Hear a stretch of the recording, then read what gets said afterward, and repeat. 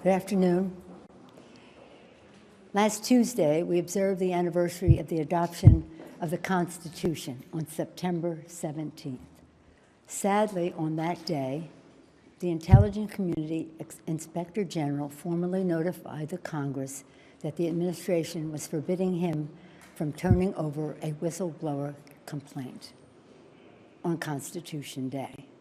This is a violation of law.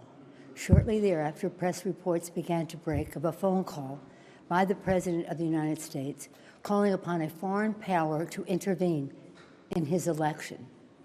This is a breach of his constitutional responsibilities. The facts are these.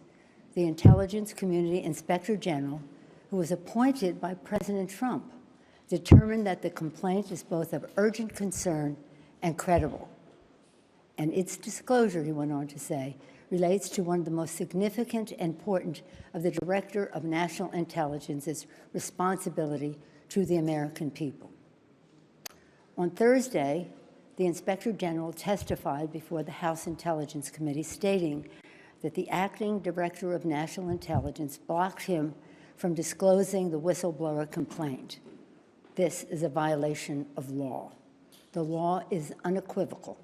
The DNI staff, it says the DNI, Director of National Intelligence, shall provide Congress the full whistleblower complaint. For more than 25 years, I've served on the Intelligence Committee as a member, as the ranking member, as part of the Gang of Four, even before I was in the leadership. I was there when we created the Office of the Director of National Intelligence. That did not exist before 2004. I was there even earlier in the 90s when we wrote the whistleblower laws and continued to write them to improve them to ensure the security of our intelligence and the safety of our whistleblowers. I know what their purpose was, and we proceeded with balance and caution as we wrote the laws. I can say with authority the Trump administration's actions undermine both our national security and our intelligence and our protections of the whistleblowers, more than both. This Thursday, the acting DNI will appear before the House Intelligence Committee. At that time, he must turn over the whistleblower's full complaint to the committee.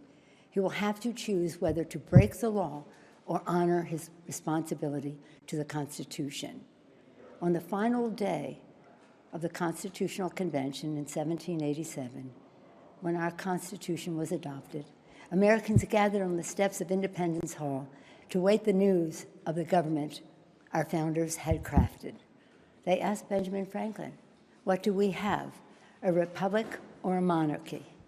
Franklin replied, "A republic if you can keep it." Our responsibility is to keep it.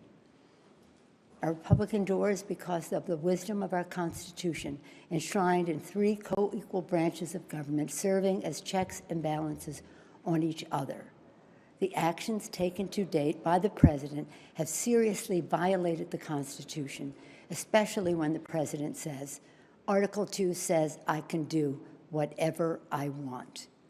For the past several months, we have been investigating in our committees and litigating in the courts, so the House can gather all the relevant facts and consider whether to exercise its full Article 1 powers, including a constitutional power of the utmost gravity, approval of articles of impeachment. And this week, the President has admitted to asking the President of Ukraine to take actions which would benefit him politically. The actions of the Trump presidency revealed the dishonorable fact of the President's betrayal of his oath of office, betrayal of our national security, and betrayal of the integrity of our elections.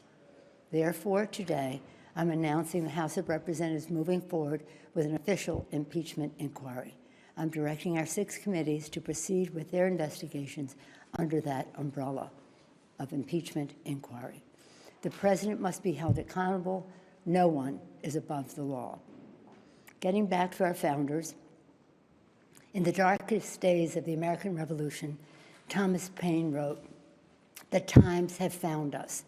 The times found them to fight for and establish our democracy. The times have found us today. not to place ourselves in the same category of greatness as our founders, but to place us in the urgency of protecting and defending our Constitution from all enemies, foreign and domestic. In the words of Ben Franklin, to keep our republic. I thank our chairman, Chairman Nadler, Chairman Nadler of Judiciary, Chairman Schiff of Intelligence, Chairman Engel of Foreign Affairs, Chairman Cummings of Oversight, and Chairman Cummings I've been in touch with constantly. He's a master of so much, but including inspectors general and whistleblowers.